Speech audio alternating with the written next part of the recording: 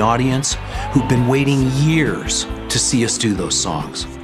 We just got fed up with that and just said, okay, don't sing it. Why don't you just quit? The truth about Randy Meisner, the quiet and often overlooked founding member of the Eagles, has finally surfaced, and it is far darker than anyone expected. Behind the music that defined a generation lay a tangled web of hidden struggles, betrayals, and personal tragedies that were carefully kept from public view. For years, fans only saw the gentle smile and soft harmonies, never realizing the storm raging behind the scenes. Now, with new testimonies and long-buried records coming to light, the mystery of what really happened to Randy Meisner has been solved, and the answer is anything but comforting. The revelation that changed everything. The story of Randy Meisner had always seemed like a gentle counterpoint to the turbulence that often followed rock stars of the 70s. Fans thought of him as the quiet bassist, the man with the angelic tenor who helped give the Eagles their signature harmonies on songs like Take It to the Limit. For decades, he appeared to have slipped away from the chaos of fame with his reputation intact, untouched by the scandals that often plagued others. But the image was incomplete. The truth is that while Randy projected calm, his life behind the scenes was filled with conflicts, pressures, and losses that the public never knew existed. The mystery began to unravel when private communications, long-forgotten court filings, and testimonies from those closest to him began surfacing in recent years. The first pieces of the puzzle came from an investigative effort that began with music historians looking into why Randy had abruptly left the Eagles in 1977, a decision that seemed abrupt even by the volatile standards of rock bands. He had always maintained that it was because of exhaustion and his desire to spend more time with his family. But the newly unearthed accounts told a more complex story. They painted a picture of escalating tensions with other band members, disagreements over creative direction, and a deepening sense of isolation. The calm demeanor that fans saw was in part a mask, one he had perfected to shield himself from the scrutiny and politics of the band's inner circle. As researchers dug deeper, they found financial disputes that had never been made public.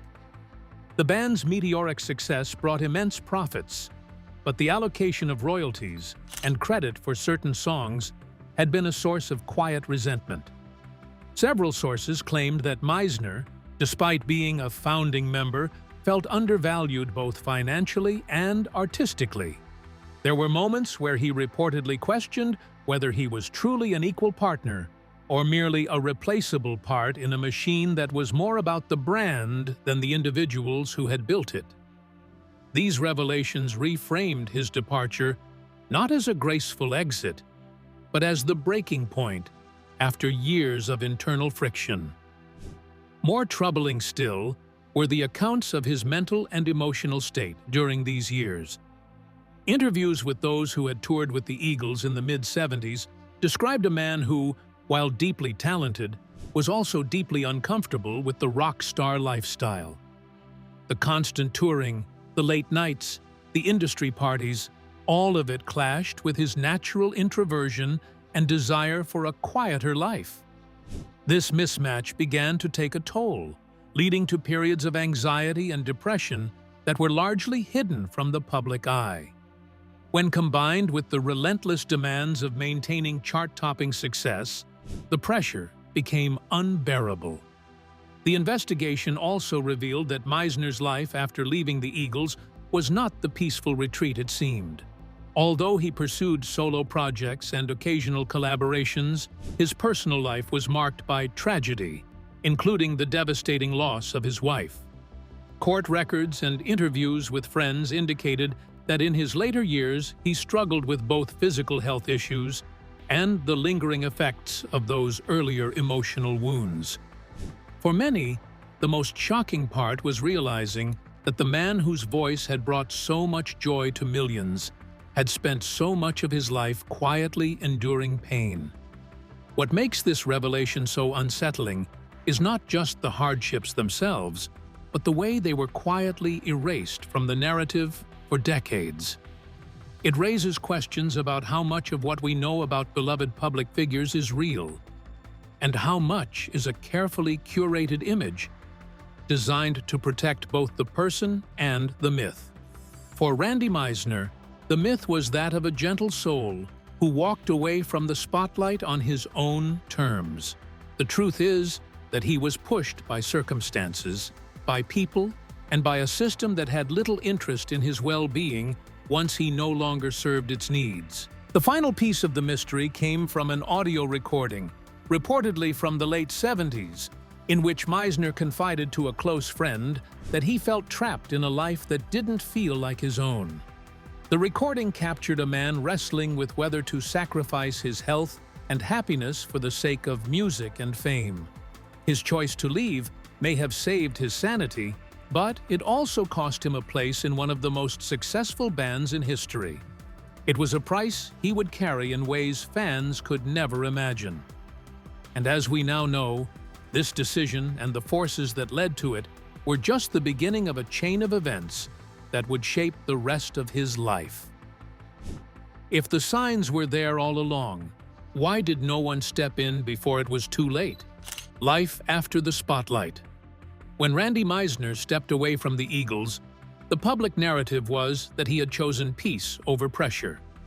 In reality, the years that followed were a delicate balancing act between staying connected to music and trying to reclaim a sense of self. The decision to leave the band had cut him off from the machine that had propelled him to fame.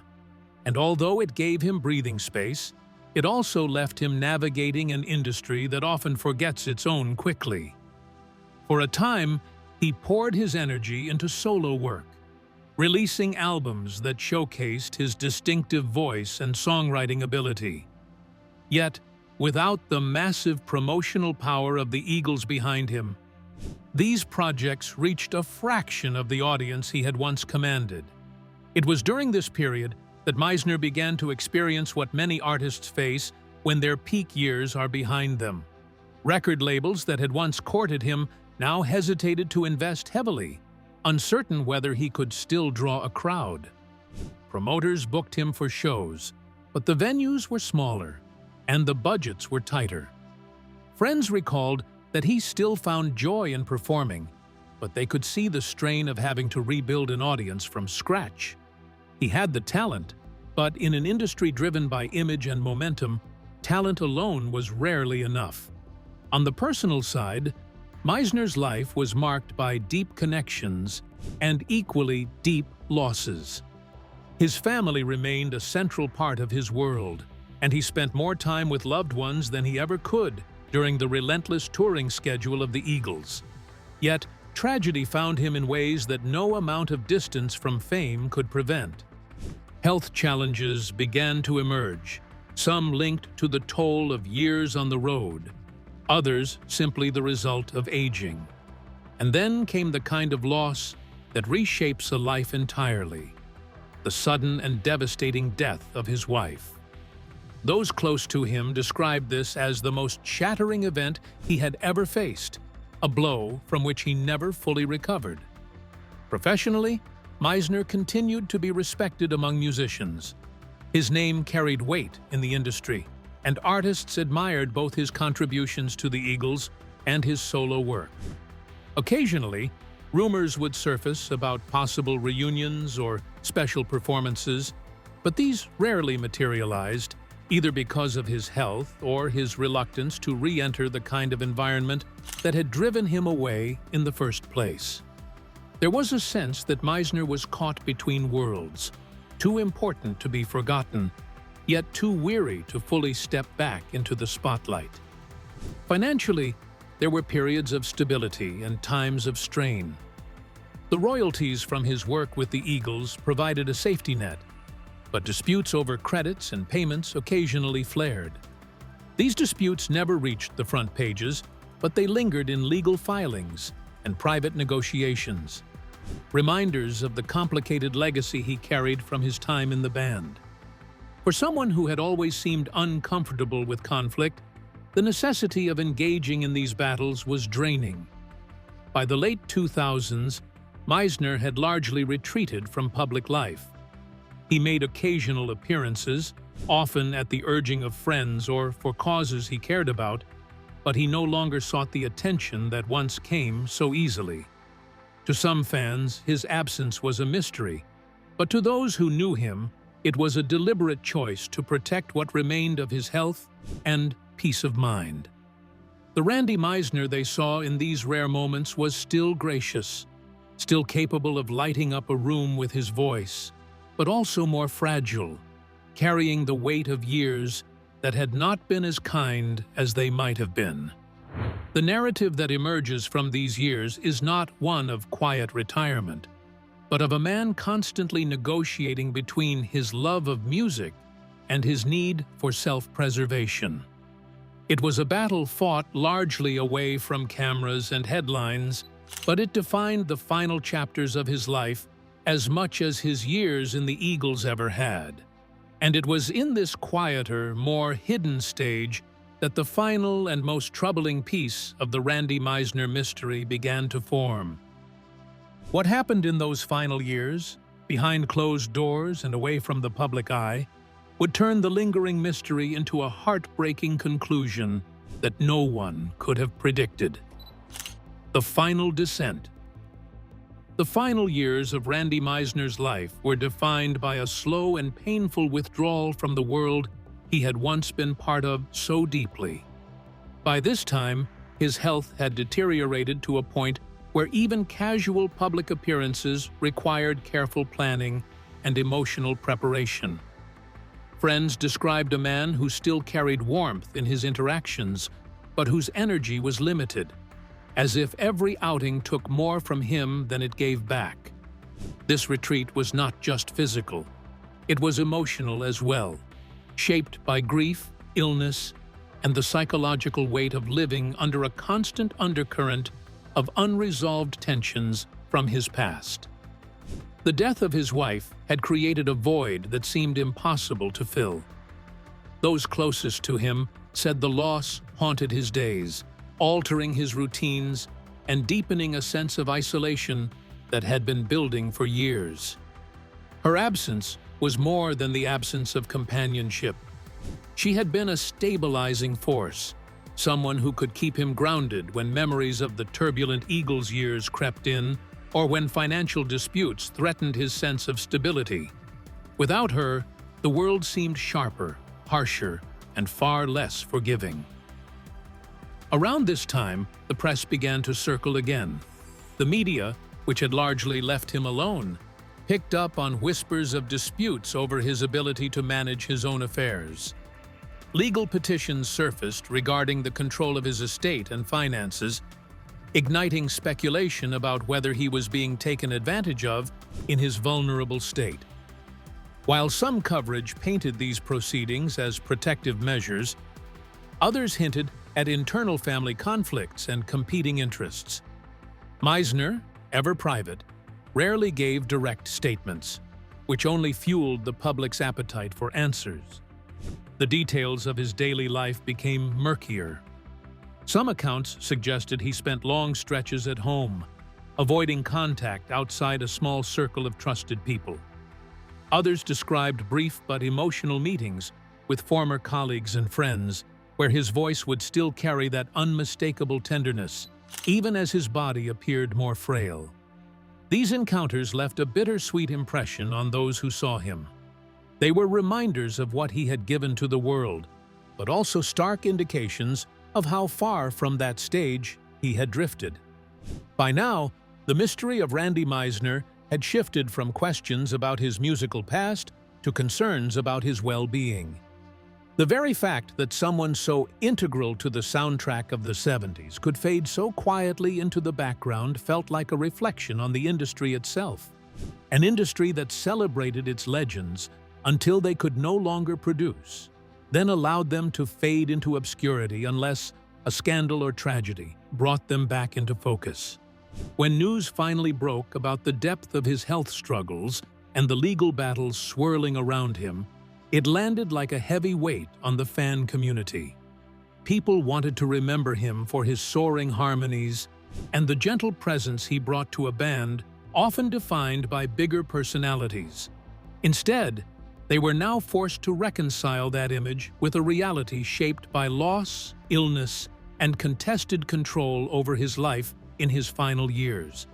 It became clear that the Randy Meisner mystery was never about one sudden revelation, but rather the slow accumulation of unspoken truths.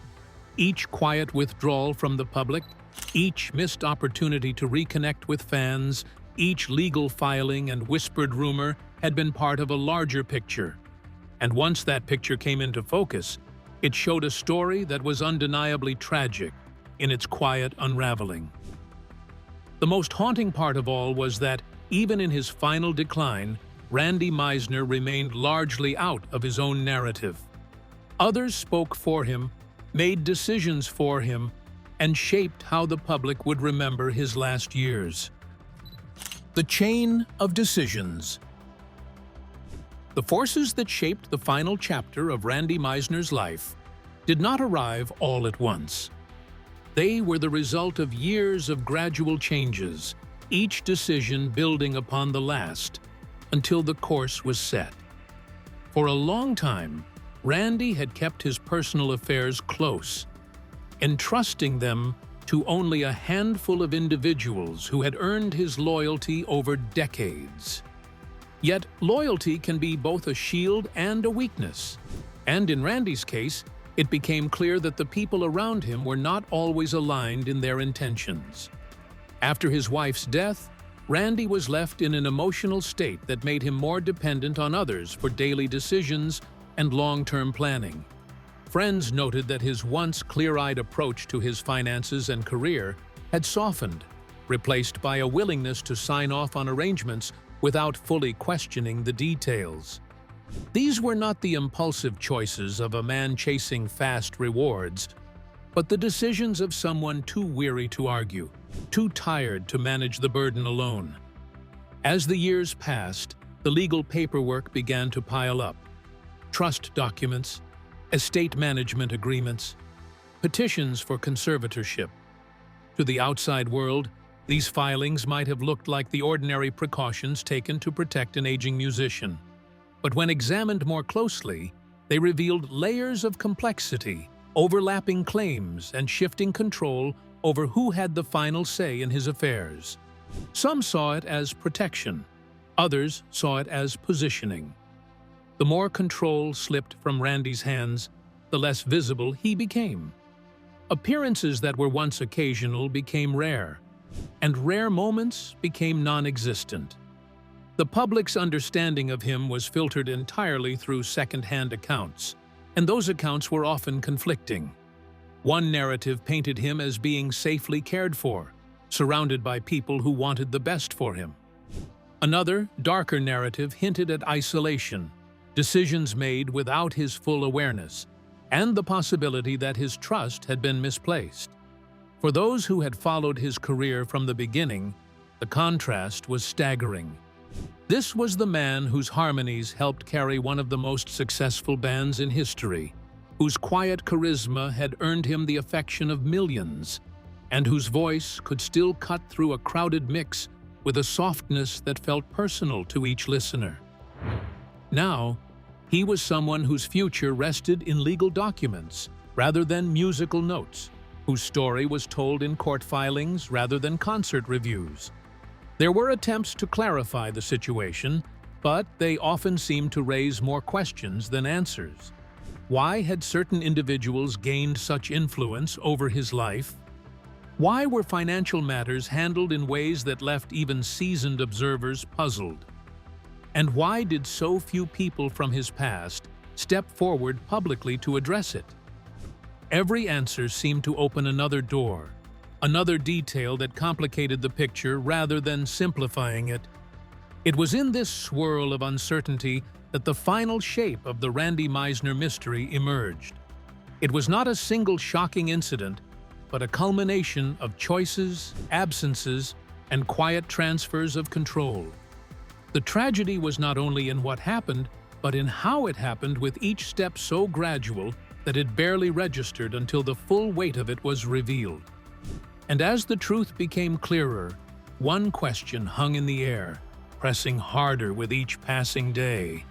How does a life so full of music and meaning end in such silence? The final note. When the news of Randy Meisner's passing broke, it carried with it a sense of unfinished business.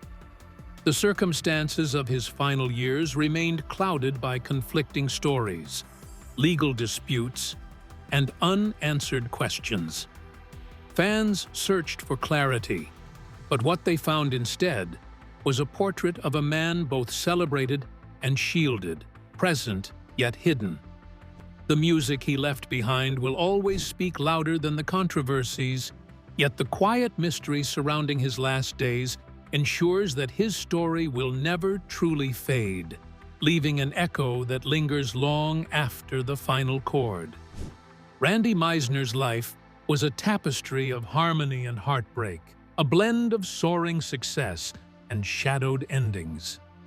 His voice defined an era, but his story reminds us how even legends can slip away from the public eye under the weight of private struggles. If this chapter of music history moved you, share it with someone who remembers his songs. Subscribe to hear more untold stories, and join the conversation about the moments and mysteries that shaped the icons we thought we knew.